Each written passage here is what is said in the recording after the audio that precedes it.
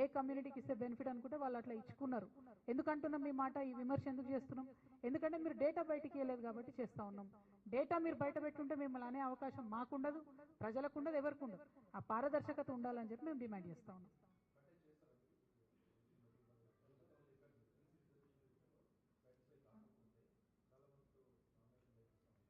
డెఫినెట్గా మేము ఆలోచన చేస్తా ఉన్నాం. కోర్టు తీర్పు అక్టోబర్ 8వ తారీఖున ఉన్నది కాబట్టి ఆ అక్టోబర్ 8వ తారీఖు కోర్టు ఏం చెప్తుందో చూసిన తర్వాత మా ప్రొటెస్ట్ను ఏ విధంగా తెలియజేయాలనే విషయం మీద మాత్రం ఆలోచిస్తాం, నిర్ణయం తీసుకుంటాం. ఊరుకోము, చూస్తూ ఊరుకోము. బీసీ బిడ్డలకు అన్యాయం జరుగుతుంటే 8వ రోజు కోర్టు తీర్పున తర్వాత మా ఉద్యమ కార్యాచరణ ఏందన్నది రాష్ట్రంలో ఉండే ఇతర బీసీ సంఘాలందరితో కూడా మాట్లాడిన తర్వాత ప్రకటన చేస్తాం.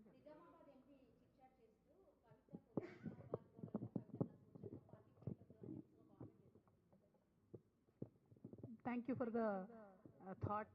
బాగా నా గురించి ఆలోచన చేసినందుకు మా నిజామాబాద్ ఎంపీ గారికి, నిజామాబాద్ ఓటర్గా ధన్యవాదాలు తెలియజేస్తాను. అంతేనా? లేదండి, ఇంకా నిర్ణయం తీసుకోవాలి. అసలు ఎన్నికలు వస్తాయో రావో తెలియదు కదా. ఫస్ట్ ఆఫ్ ఆల్ అసలు ఎన్నికలు అంటూ వస్తే ఏం చేయాలన్నది ఆలోచించవచ్చు. ఎన్నికలు అంటూ వస్తే, బీసీ రిజర్వేషన్ అంటూ క్లారిటీగా వస్తే ఎవరైనా ఏం చేయాలని ఆలోచన చేయొచ్చు. అదే కన్ఫ్యూజ్ చేస్తున్నారు ప్రజలు కాబట్టి, ప్రభుత్వం కాబట్టి.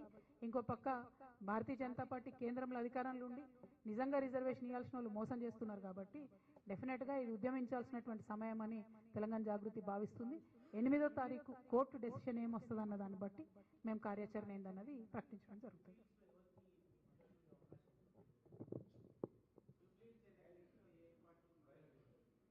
అది అన్ఫార్చునేట్లీ వచ్చిన ఒక ఎన్నిక. దానిలో గెలుపు ఓటముల ద్వారా రాష్ట్ర ప్రజలకు ఏం ఫరక్ పడుతుందన్నది నాకు తెలియదు. ఫస్ట్ ఆఫ్ ఆల్ మా మెయిన్ ఫోకస్ ఏంది అంటే బీసీ రిజర్వేషన్ లోకల్ బాడీస్లో ఖచ్చితంగా బీసీలకు రిజర్వేషన్ రావాలని. ఇవాళ ఇక్కడ రిజర్వేషన్ వస్తే ఇంకా 3 నుంచి 4 సంవత్సరాలు ఉంది జనరల్ ఎలక్షన్స్కి. అంత లోపల చట్టసభల్లో బీసీలకు రిజర్వేషన్ సాధించుకోవాలనేటటువంటి అంశాల మీద మేము పోరాటం చేయదలుచుకున్నాం కాబట్టి దాని మీద ఎక్కువ దృష్టి పెడతాం.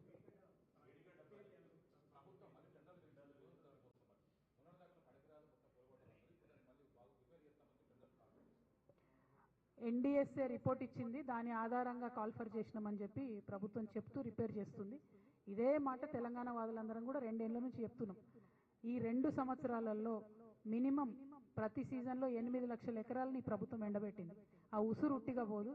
ఇప్పటికి కూడా రైతులకు సరిగా యూరియా ఇవ్వకుండా, నీళ్ళు ఇవ్వకుండా రాచి రంపాన పెడుతుంది కాంగ్రెస్ ప్రభుత్వం. ఇప్పటికన్నా జ్ఞానోదయం అయ్యి మరి మొత్తంగా కాళేశ్వరం అనేటటువంటిది అది ప్రజల ఆస్తి, దాన్ని వాడుకోవాలని నిర్ణయం చేసుకున్నారు. దాన్ని రిపేర్ చేయాలని నిర్ణయం చేసుకోవడం అన్నది మంచిదే, మంచిగా రిపేర్ చేయాలి. దీనిలో పాలిటిక్స్ చేయొద్దు, రాజకీయ విమర్శలు చేయకుండా రైతులకు న్యాయం జరిగే విధంగా ప్రభుత్వం చర్యలు తీసుకోవాలని కోరుకుంటున్నాం. అది తెలియదు నాకు, టెక్నికల్ డీటెయిల్స్ మాట్లాడాలి. ఎందుకంటే ఇదివరకు ఎల్ఎన్టీ సంస్థ మా టైం పీరియడ్ అయిపోయింది, ఉచితంగా రిపేర్ చేసేది అని చెప్పినట్టుగా నాకు గుర్తుంది. But I have to look in to it in to detail. Thank you.